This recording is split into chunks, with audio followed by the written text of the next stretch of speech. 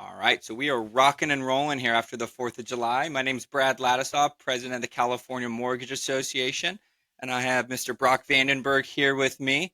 He is a board member and newly elected vice president of the California Mortgage Association. So, Brock, thanks for jumping in the hot seat with me. We're doing something a little different here. Well, Uh, Brad, I appreciate you having me on, and thank you for the introduction. And excited to be vice president here at the California Mortgage Association. I know you've kind of been pulling me along, getting more involved, and I'm excited in this new role. you say pull, I say push, tomato, tomato. It's all in the ask. It's all Yes, in the it's ask. yeah. Will you mind taking a quick second to just introduce yourself a little bit Yeah, more sure thing. and your company? So I run TaliMar Financial. We are a private lender, hard money lender out of San Diego, California. We specialize in financing fix and flip loans, bridge loans, and new construction loans. I got into the business in 2008, started funding loans with my own capital. Shortly after that, started to bring in outside investors to invest alongside me in individual notes, and then took the big leap and launched TaliMar Income Fund, our mortgage fund, in late 2020. Yeah, So it's been a good ride. We've seen a lot of big changes in the industry. You're seeing them today, and it's been good. so I like anytime we're just someone agrees to jump in the hot seat. I always just like to ask a follow up question to Yep. something they say. You touched on. I mean, you've been in the industry for a little bit. Hmm. I mean, I think you and I would both agree. I mean, you being in 2008 is a lot longer than most, but Yeah. compared to some other lenders out there, we still got a lot of stuff to learn. Yeah. Absolutely. And you said it's changed a lot. What are some recent changes you're seeing out there in the So, market? I would say that when I first got in, it was a very mom and pop type industry. I think that it was dominated by individual brokers and high net worth investors. And I think you've seen a massive transition over to more institutional capital playing in the marketplace. And there's some good things, and obviously, some things that are some headwinds as a result. But I think some good things is that it's created some consistency amongst the industry. It's brought a lot more eyes onto the industry, and it's brought a lot more opportunity for people like yourself, me, to be really successful in what's going on. Yeah, and I think anytime, I mean, it really does not matter the industry. Once you have increased competition, it can affect structures or pricing that are Hmm. in the marketplace. It's going to force lenders that have been in this space for a number of years to maybe fine tune policies, procedures, and Hmm. tighten things up. And the end benefactor, of course, is the borrower. They have more options. What are Hmm. some things you guys have had to do internally to kind of Yeah. stay in front of these changes coming down the pipe? And this is an So easy question. Has it been easy? the answer hasn't been easy. No, and it's never been easy. You're constantly jumping from the lily pad to another lily pad to another lily pad. And you're trying to adjust, how it is that you do your business. I was in speaking with one of my investors in our mortgage fund, and his big question was, are you changing your underwriting guidelines as a result of the amount of investor capital that's coming into the marketplace? And my answer is really no, because even though you're seeing a lot of capital coming in, and you're having obviously to compete more, you've got to stick with the underwriting guidelines that work. This market, we've had a great ride for what, almost 15 years, and you've seen, and even through some economic hurdles such as COVID, such as rising interest rates. What else have impacted this industry that everybody felt was going to take us down? But the economy has remained resilient. Housing prices in a lot of parts of the country have pretty much remained relatively static. I think there's some numbers that are coming out that there may be some slowness, but you really have to stay focused on what your original underwriting guidelines are, because there's going to be a time that you need to fall back on those guidelines, and they're the ones that are going to save you. But in terms of like adjustments and changes, what we've done I think number one, you really have to be able to underwrite it much quicker. Transactions are happening so fast now. You have to be, especially if you're funding in the fix and flip space, in that 5 to 7 business days. Valuations. That's the old school appraisal valuations. There's a lot of now new technology that you can leverage to assist in doing valuations. In terms of just gathering documentation, there's a lot more portals that you can use to gather documentation much quicker. So there's those kinds of tools, but as much of things change, they stay the same, and that's just good underwriting. That's good lending. And as long as you keep with good underwriting guidelines and good lending, I think you're going to be in this industry for a long time. And I call it staying in your lane. Yeah, Figure out what you're good at and exploit the crap out of it. Exploit is probably not the right term, but uh, with focus on it. the exactly, and with the flood of technology, and at 12 months from now, the resources available from us are going to look completely different than what we Yeah. have today, which it allows us. It's speed and execution, also surety and closing. Those are like the Hmm. two main things that we're constantly talking about. We may not be the cheapest, we may not be the most expensive, but when you need a yes to be a yes, here are the resources we use to get Hmm. these files to the funding table, maybe in fewer days, but without jeopardizing the quality of the underwrite. Uh, your, 100%. your involvement in CMA over the years. How long have you been involved with CMA, and what's been the biggest takeaway you've gotten over the years? So I've been involved in the CMA probably for over a decade, off and on. Probably been for the last 5 years, really been engaged, and CMA has been critical in the growth of our company. I think one of the first events I ever went to, I sat through some of the seminars. I was like, oh my gosh, I am just doing this all wrong from a legal perspective. I'm like, I should be shut down. um, and so the takeaway from that perspective really cleaned up how we operate. And then once I was able to understand that and get a chance to network with some of the other lenders that are there, we're talking about how is it that you scale your private lending business, if that's what you want to do. And I really got a chance to meet some of the members that have been extremely successful in this industry, way longer than I've been. I mean, people that have been in private lending for over 30 plus years were super open to providing me guidance, their thoughts. I was able to bounce off ideas that I had. That was huge. And then when I launched our mortgage fund, I got a chance to talk to a lot of the mortgage fund managers and get their perspective as to how I should structure the fund, how I should make that transition from individual trustees to the mortgage fund, what their thought was on that, and then how do you manage and scale a mortgage fund, because it's very different.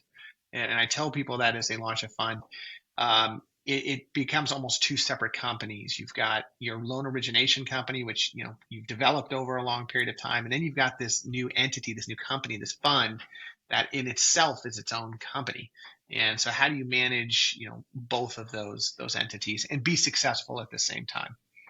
And I think that it's a challenge in itself. And good point you make. You get two separate entities where previously, whether you have your traditional trusted investor, whether you're fractionalizing or doing whole loans, you have the challenges and demands and chat with getting money placed for your investors.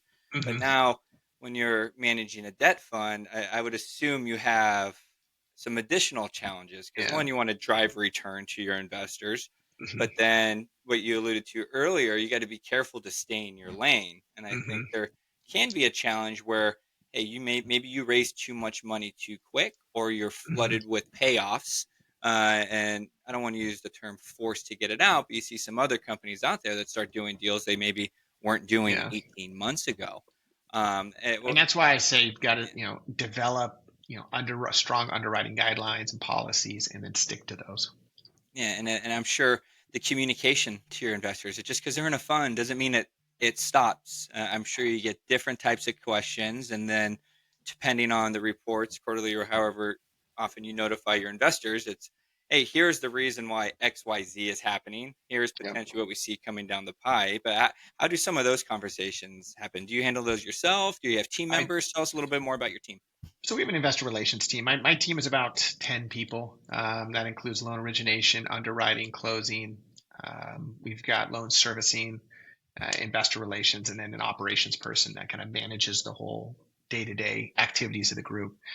From an investor relations standpoint, I stay super involved. I think it's really important that you engage and remain involved with your investors and let them know what's going on in the market. It's really easy for them to pick up the Wall Street Journal or read something online stating, the housing market's collapsing, or, something material, something that they feel is going to impact, the security or their investment, and then trying to relay to them as, yes, obviously we're aware of that, but we feel that the market here, especially in San Diego, is relatively insulated from general economic shocks. That's just one question. A lot of people are calling in about these ADUs now that are really become popular here in San Diego, and how does that impact what we're underwriting to. There could just be a number of questions, but I think at the end of the day, investors want to talk to the fund manager and get comfortable that they can operate a fund, because it's not just when you launch a fund, you start to get away from the day-to-day originations, and you have to manage the overall company. And so especially where we're at the size we are now, is you have to successfully manage a company. It's not just about originations. It's just not about raising money anymore, but it's actually making sure that the whole company can operate effectively. And so that, you can make sure that all the loans that you're doing are going to remain healthy, the portfolio remains healthy. And people, I think, underestimate that part of launching a mortgage fund, is that just the operational part is difficult. Yeah. And you mentioned a few minutes ago, CMA, invaluable resource for Mm-hmm. you, beginning, middle, and currently managing the fund. What types of, other than chatting with some other members, I feel a lot of our members are just open books, sharing the Yeah. good, the bad, the ugly. I know you and I talk shop all the time, and it's just, I think it's important to get that information as real time as possible, and more importantly, people willing to give the unfiltered feedback. What is something that the new committee that you're starting up with CMA? Yeah. Would you mind Yeah. sharing that committee, who's on the committee, and the overall goal? Yeah. So, overall, the committee isn't new. It used to be called the pool manager committee, and the intention there was to bring in all the pool managers, called fund managers now, into a room, and kind of an open dialogue in a private environment where they can talk about the struggles that they're having, or where the opportunity is, or just how to effectively run a fund. That idea has kind of transitioned into more of just educating the CMA members of the CMA about mortgage funds and the opportunity and how to launch and manage a fund. And that's kind of where we are today. Typically, we do a State of the Union once a year about returns people can expect, and kind of how funds are being structured. We bring in professionals and vendors that specialize in the fund industry, from legal to accounting to fund administration, servicing, all of that. Bring them in and kind of talk about how they all interrelate into managing an effective mortgage fund. And so we're taking that idea and going into probably early 2026, we'll have our first fund manager kind of direct meeting. What we've been having right now is just kind of informational sessions. How would people, what information do you want to see in a committee like this? What do we want to target? How would we structure it? And then there's another, in terms of members, there's 5 or 6 members that we've reached out to that have shown considerable interest in being a part of the committee. And I think it's just being a continued resource. I mean, I like to think that we know everything at any given point in time, but if we Mm-hmm. did, we'd probably be lying to ourselves. Yeah. And just because it's been good for us in our market, maybe another fund manager is going through an issue up in, let's say, Northern California, Mm-hmm. not necessarily just on underwriting and valuation side of things on the real estate itself, but on the operation side, because it's a whole new beast. And I'm Yeah. excited that you're kind of taking the reins on this committee, because I think it'd be fun to see long form And interviews like honestly, I'm the this, young or one. what on the spot I'm the young webinars. guy that's on this committee. They're. I know I had probably over a beer or two had said, I'm going to run this committee. I'm going to do this. But when I reached out to a bunch of the other members that are fund managers, I realized, I've been in this, what, 4 years. Guys have been, a lot of the members that are on the committee have been doing this for 15, 20, 30 plus years. Glenn Golden was kind of the original head of this. And I remember the CMA had asked me, and I was 1 year into launching our fund, and they asked, hey, why don't you sit next to Glenn Golden during the fund versus trustee talk off? And, I'm like, look, Glenn has immeasurable amount of information about managing a fund, and I'm just stumbling my way through this right now.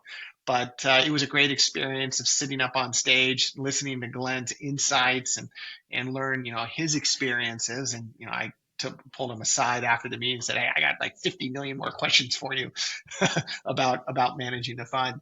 So it's things like that where unexpectedly you find yourself at you go to these CMA events, and you never know what you're going to learn, but you got to put yourself in a position. You got to go there and put your hand out and start to meet people, and then have these conversations, all the way from how do I just start getting into the private lending industry, because it's a huge opportunity. I mean, Brad, you'd probably agree, it's much bigger today than it was when we first got into the industry. It's grown leaps and bounds. And then how do you kind of grow your business once you've launched your fund, or launched your Yeah, fund, and getting involved in the industry? yeah, and I mean, it's such a fast-paced industry, and you touched on this. We had some members have been doing this since the late 80s. We have one member, their company's been doing it since the 1920s. Talk about Jeez, proper yeah. succession planning. But but it's where The I'm the getting advent at. of paper, the advent of paper was a big Oh my change in God, private the lending. handwritten promissory note. Um, uh, Probably, That's who very knows? funny. But it's I'm getting at it's we are in an industry to where we can be malleable and we could survive and make it through just about any type of cycle you could imagine. Yeah. Especially if you got someone doing it since the 20s. I mean, you got another Hmm. company, RB's firm. They've been doing it since the 50s. We got Yeah. Uncle Chuck's firm. They've been doing it long, long time, and Yeah. it's it's exciting, but it can be scary at times. It's like, oh, we got all this new flood coming in. Do I need to change my parameters or Yeah. loan structures to compete? And I'd make an argument.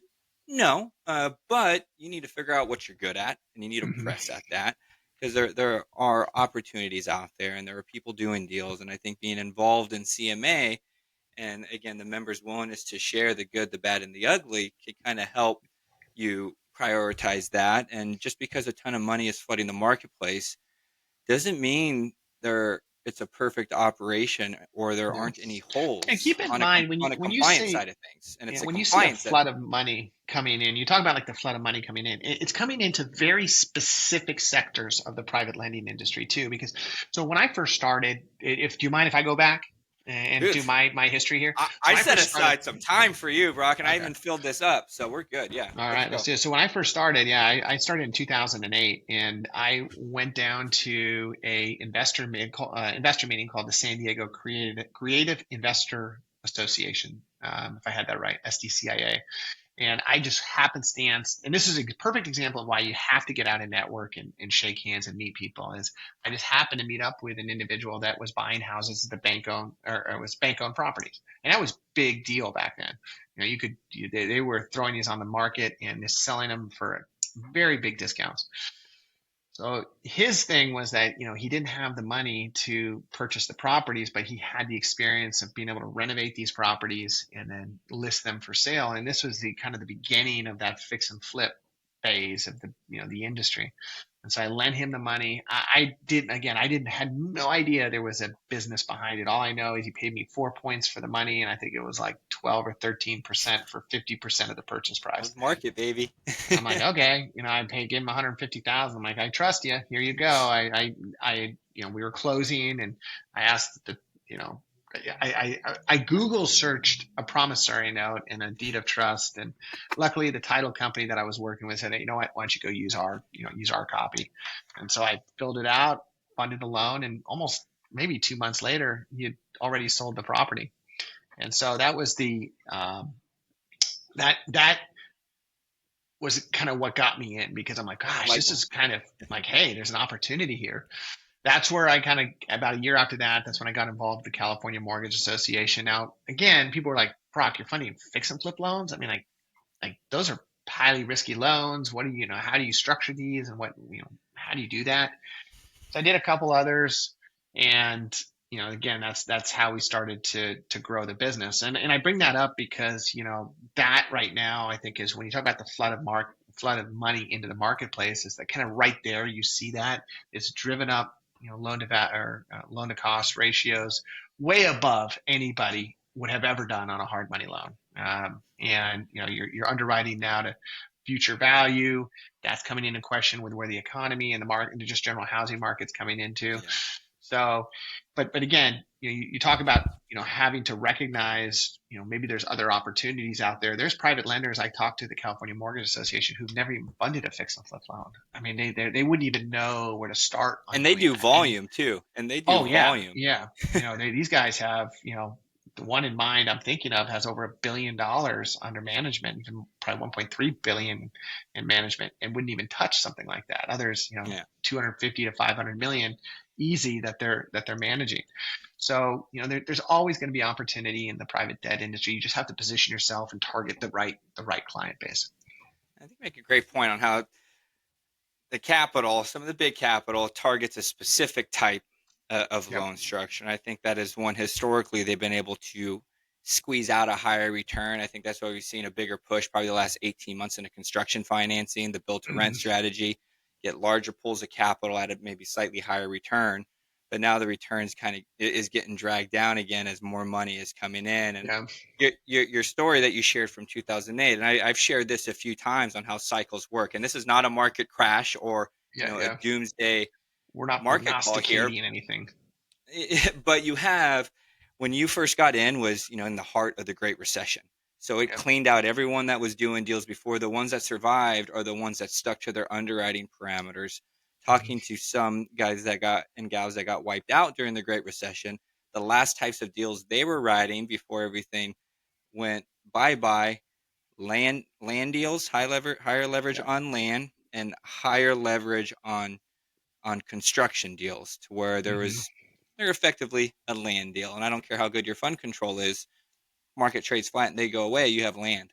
Yeah. So that's something to which I think is interesting. And then to your point, some of the leverage being offered today, people's heads would explode Yep. if in 2011, if that type of leverage is being offered. Doesn't matter the pricing, just that leverage.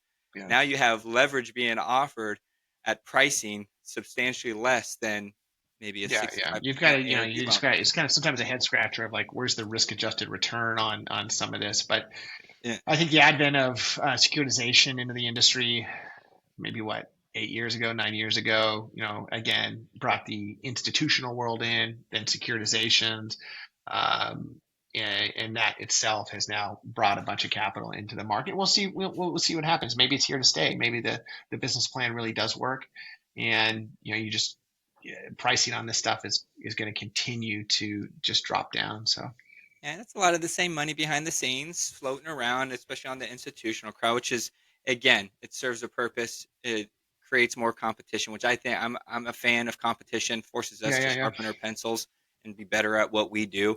It's great for the borrowers, but pre-COVID, the lenders looked a whole lot different in the room than the ones right after COVID. Oh, that's And then interesting. the Yeah. and then the lenders right before, even a few of the big powerhouses have survived, but a lot of the others, like the loan aggregators and a few of the others, got squeezed when interest rates ran away. So the room Hmm. looked a lot different. I am of the Hmm. belief the room will probably look a little different in 18 to 24 months, Well, what but do you think? still, What do you think is the catalyst? Like what you always have to look down again. What is the le- catalyst that's going leverage, to make baby, this big change?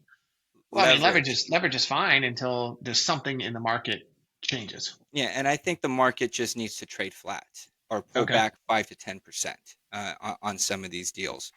You're going to run out of bandwidth on being able to do an extension, being too heavy weighted potentially into construction with the wrong borrowers. Hmm. Liquidity concerns will be an issue, especially if they get junior debt subordinate to your loan, to where now they cannot move the property. And again, I think if values trade flat or pull back 5 to 10% in some markets, which is normal. I don't think that's big. That's like within the Yeah. margin of error, 5%, some appraisals. But I think pushing too much too fast will push some lenders to get, I think, squeezed, especially if their fund is over levered or the buyer of their paper says, hey, I could get a better return elsewhere. I think one of the guys on the institutional crowd, I was listening to him present a couple years ago, and he made a very good point. He's like, our money sees this as a trade. He's like, until we can't get the returns that we expect at the risk we want, we're going to keep doing these loans. Yeah. He's Yeah. like, you Yeah. never want to be tapped on the shoulder. That means here's your box, you're getting out. He's like, and people will get tapped on the shoulder if they let too many bad loans sneak through based on some of their parameters. The buyer of their paper is like, hey, I'm just not buying from you anymore. Yeah. And I think that has happened. I think it's currently working its way through on with some, and I think it will happen. And that is just a normal cycle of money chasing yield, and that's irrelevant of loans, stocks, real estate. I think Hmm. that's in Hmm. any type of investment vehicle So that do can occur. we talk about just private credit. We read about private credit as kind of, New Wall thing. Street's Yeah. darling right now. Now, private credit can be anything, all the way from private real estate credit, but to business credit, that type of stuff. But I think that's, you're seeing a good chunk of that money that's going into private credit going into this private credit for the real estate. Now, there's a plenty of opportunity, and the argument is good. I think that many small and regional banks have really pulled back their lending. I don't know if that's as big of an issue as it was maybe 12 to 18 months ago because of liquidity concerns. But we had some large banks here that got taken over. Who was the big bank here in San Diego? Pacific. Um, there was another, it'll come to. I always forget the name, but they were a big real estate lender. Um, and so, you're seeing that private debt space kind of take over what the lenders used to be. I mean, the level, credit level of our borrowers is great. I think the average credit score in our portfolio is around 735. So these are strong borrowers. They have good track records of, good track records of success. They have Mm. experience. These are, borrowers that are very bankable, but the banks are just not set up, number one, to do the types of loans that we're doing. These fix and flip loans, ADU construction loans, the bridge loans, which we're really heavily focused on right now and trying to transition into more longer term bridge loans because our fund is getting bigger. It's hard to just be churning fix and flip loans all the time. That we want to put some longer term loans into the portfolio. Even those borrowers, are relatively strong. Now, those more traditionally would have gone to a conventional bank, but maybe their income is constantly fluctuating based on the industry that they're in. Maybe it's the real estate that you're looking to leverage doesn't meet bank qualifications. But generally you can get a better loan to value ratio on these bridge loans. They're longer term, so they're a little stickier in your portfolio. And again, you can get pricing. You're not as competitive on the pricing. And I think on some of the regional banks, I mean, I joke around in the bridge space on commercial deals. One of our biggest competitors was First Republic a few Well, that's years what I was back. talking about. Yeah, Yeah, that's what I was yeah, talking about. Yeah, yeah. yeah. So Well, I always forget that name. Yeah. they would do some pretty aggressive leverage and all that, and for the right borrowers. But I mean, it's a slippery. It can be a slippery slope on leverage, and it's my whole thing is we could get stuck in certain echo chambers, which I think is great about CMA. Our members offer so many different types of loan structures and Yeah. varying LTVs versus if you go to some other groups, it's heavily one type of capital and they're all doing a similar type of Yeah. loan to where, How do you hey, if differentiate yourself? What is well, the big we're differentiator? let's use this as a mini case study. Let's say, Brock, you and I and 8 other lenders, we all offer the same exact loan product. We get Hmm. together once a month, talk shop, like here's some underwriting things we do, here's what we do. Um, and then one of us, not in the meeting, because that would be price fixing, but Yep. afterwards we see one of our guys in our group increase leverage by 2%. And then it's like slightly above what the norm was. Yeah. Nothing goes wrong.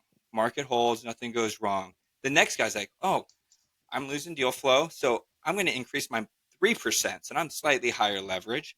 Hmm. Third guy is like, well, I'm going to do both. I'm going to increase leverage by maybe 4 or 5% and drop my return by quarter of a point or half a point, and Hmm. nothing has quite gone wrong. And then you have the same small group or type of money slightly justifying that little bit of increase in risk. Now, 18, 24 months down the road, when you're maybe at 65% ARV, now you're pushing 75% ARV, making an exception to 77 every once in a while, to where now the weight has shifted, but it's a small circle and large pool of money with limited heads dispersing it, justifying that additional risk. And Yeah. it's versus talking to guys that have been doing this for a long time, or hey, this could go this way or sideways. I think it's interesting dynamics, almost like the social media type bubble Hmm. that you could very easily get caught into, and then caught off guard in the Yeah. event of a market shift, not a crash, just a shift. And Yeah. I think that is yet to play out. Yeah, it'd be interesting. I mean, again, there's buyers out there, Oh yeah, and I think some people, and you got to be careful about this, treat it as, hey, if you're willing to buy it, here you go. Take it all. Just keep taking. You want it, keep taking it. You just, I would say, be really careful about treating your transactions like that, because it's definitely a way to quick way of uh, cutting your career short in this industry. People want to align themselves, or with somebody who's been successful over the long term. I always use the term transparency. You want to always think, okay, am I being transparent with my borrower? Am I being transparent with my investor? Transparency to me means, from an investor standpoint, okay, number one, this is a risky investment. Anytime you're making these kinds of returns, there's going to be some risk involved. It isn't a liquid investment. When you invest in a mortgage fund, there's, your money is going to be tied up for a period of time, and it's contingent upon, where real estate values go, right? yeah, But also with borrowers as well, being upfront with, what's the expectation of pricing when you come out and let your borrower know what kind of pricing to expect.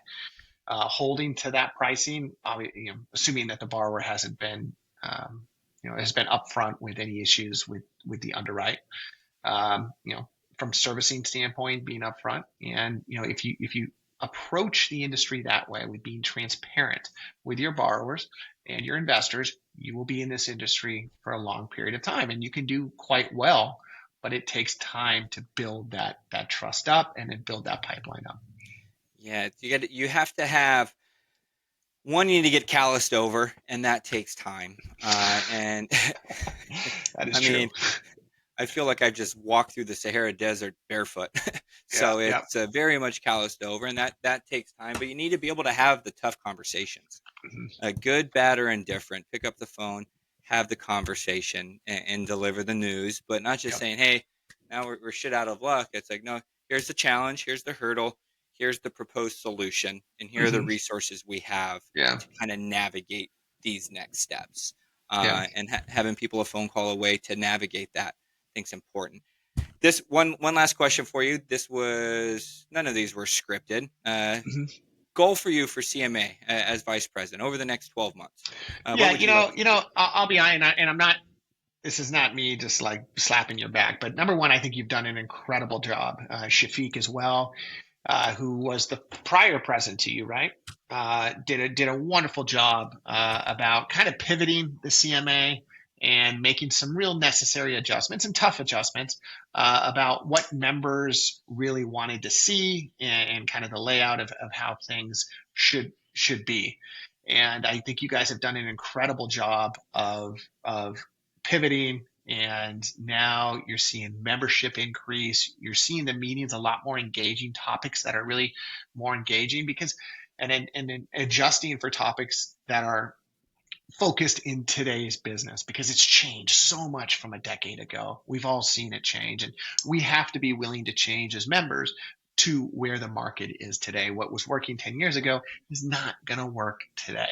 So, we're constantly pivoting in that direction. So as vice president, I want to just, be there as a resource to you, Brad, to make sure that anything I can do to help you to continue down this path is going to be productive, and will be, provide long-term success for the CMA. Also excited to be a part of the fund manager committee. I think there's a lot of opportunity in the fund manager committee to educate those members, or all of the CMA members, about managing a mortgage fund, launching a fund, successfully scaling a fund. I think that that the fund industry will continue to grow moving forward. I think that current administration, I think future administrations are going to really loosen up. I think regulations around how we can form funds and how you can accept capital, and so you should take advantage of that. And possibly you, Brad, as well, launch a mortgage fund. I know we've talked about it a lot, but it's an opportunity and a great way to scale your business.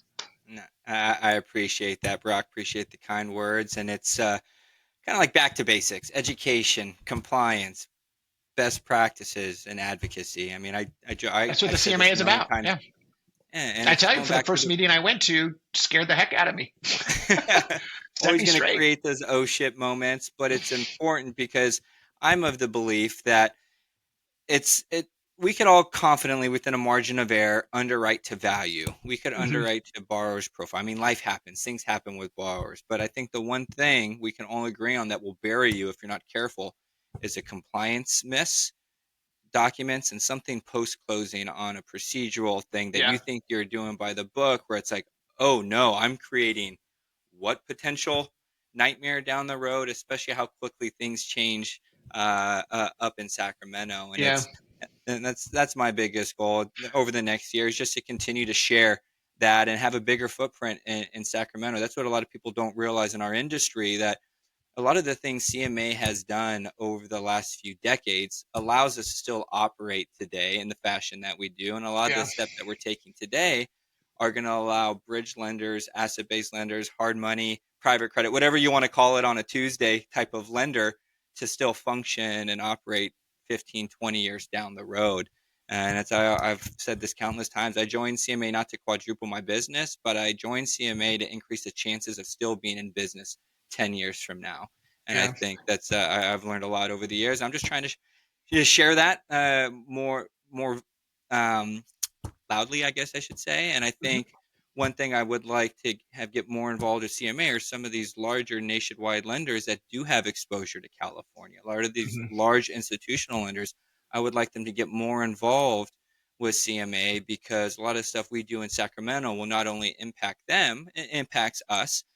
And I also think us as your traditional private lenders could learn a lot from some of these institutional lenders, from scaling a business, managing a business. Maybe we're missing something on the types of loan structures, and I think we could all learn from each other. And it doesn't need to be this way or that way. And I think there's a blend to Yeah. be had out there. Yeah. I mean, California, I think, is maybe competitive with Florida or Texas in terms of the opportunity.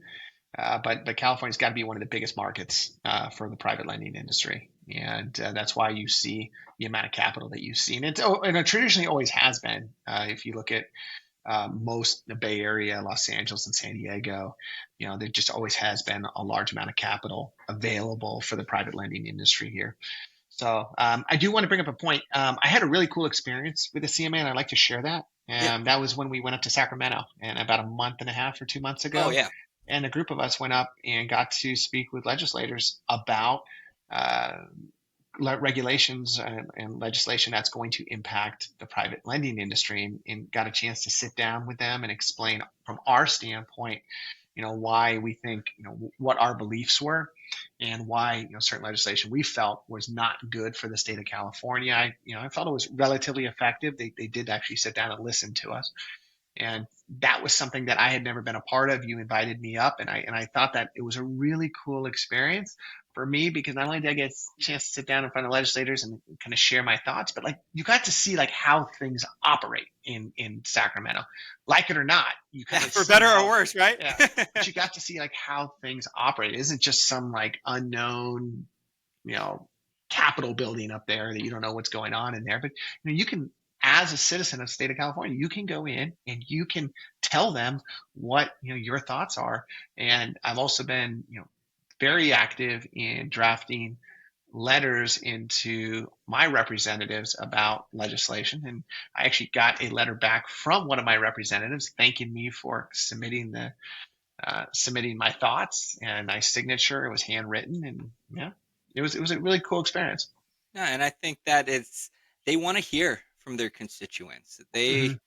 I'm not saying you call them and yell at them. I mean, if something could have a negative impact, you call and explain why you think the impact or what the impact may have on the industry in a professional manner. And I Yeah, think it gets us out from behind a logo, and they get, hey, we're just a bunch of small business owners. Like, this impacts us, but it's going to in yeah, fact impact the consumer as well. And it's just kind of sharing that. And I think for the most part, their willingness to listen and have a conversation, I think that surprised me a little bit. It was my first time doing it as well, hmm, but it was a great experience. I'm looking forward to doing it again next year. We'll just get a few more heads up there with us. very cool. Right on, Brock. Well, with that, I think that's a wrap. Thanks Well, again Brad, thank for you for jumping inviting on me there. on the our little podcast here. I look Oh, forward to watching the recording of it. And yeah. honestly, again, I just want to say thank you very much for everything you've done for the CMA. I'm excited about the future. I'm excited about the growth of the membership, and I'm excited about some of the upcoming events and activities. And one of the events that I'm most excited about is your pop-up events. I think that was really cool. I think I've Oh, been to 2 or 3 of them up in Orange County.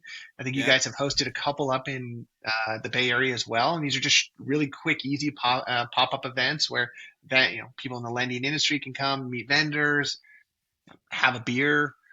Really cool concept. And Yeah. I hope you can bring it down to San Diego one of these days, Oh, so I don't have to drive all the way up to the Bay Area. oh. We'll do. Next one is going to be in August at the Hangar 24 in Irvine. Yep, Bay Area's got one up I'll be there, there. but the next one, let's do North SD County. We'll get something Up in Oceanside, something up in Oceanside. I think slightly that. biased considering I am Yeah, in but I like it Oceanside. up there. But hey, if you're in for it, I'm in for it. And then the other thing I thought I was really impressed with was your guys' educational back to the basics private lending event. You've had 2 now, and I think they were extremely successful, sold out, in fact. Yeah. And just a lot of information, not only for people that may want to get into the private lending industry, but also people that, like me, I got a chance to speak, but I did sit through the whole event, and you just pick up new things because things are changing all the time in the industry. So the speakers that go up there just tell you what the latest and greatest is. Yeah, it's like drinking out of a fire hose for a day, but that That is is true. intentional. It has sold out the last 2 times, and that is something I'm thinking we're going to be getting going on an annual basis as well. The demand is there for it, whether you have 30 years experience or you're just getting into the space. The feedback we've been getting across the board has been exceptional feedback, even from the most experienced lenders and even attorneys that attend. Yeah. Because it's a compliance and it's a small misinterpretation of the law that could bury you. And Yeah. having our attorneys there throughout the course of the day that are hyper focused and specialized in the debt space, as well as our service providers and practitioners such as yourself. You get a nice even blend of guidance, if you want to call it that, and it serves as a great outline, and it's been fun. It's been fun, and looking Yeah. forward to keep it going. Let's do it. Right Well, on, thanks Brock. again. I'll Appreciate talk it. to you. All right, Brad. Take care.